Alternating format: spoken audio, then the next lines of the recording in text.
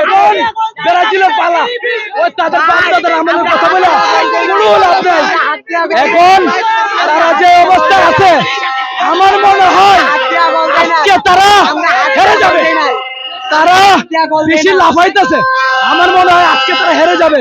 কেননা বেশি যে দল লাফায় সে দল বেশিক্ষণ মাঠে থাকতে পারে না। তাদের বাপ-দাদার অর্জন আর এই দেশে চলবে না, বাপ-দাদার অর্জন আর চলবে না। ভাই 7 গোল খাইছে, এটা কি আমরা বলতে পারবো না?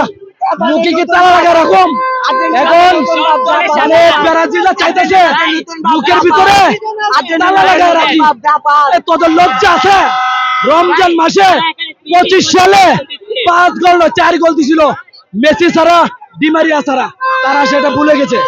আসল কথা হলো কি, এই বিশ্বকাপে মানে আর্জেন্টিনার সাথে ব্রাজিল পড়ে না। যদি পড়তো অবশ্যই আমি মনে করি বর্তমানে আর্জেন্টিনার যে অবস্থা আছে ব্রাজিল হেরে যাবে। বর্তমানে আর্জেন্টিনার যে অবস্থা আছে, যদি আর্জেন্টিনার সাথে পড়ে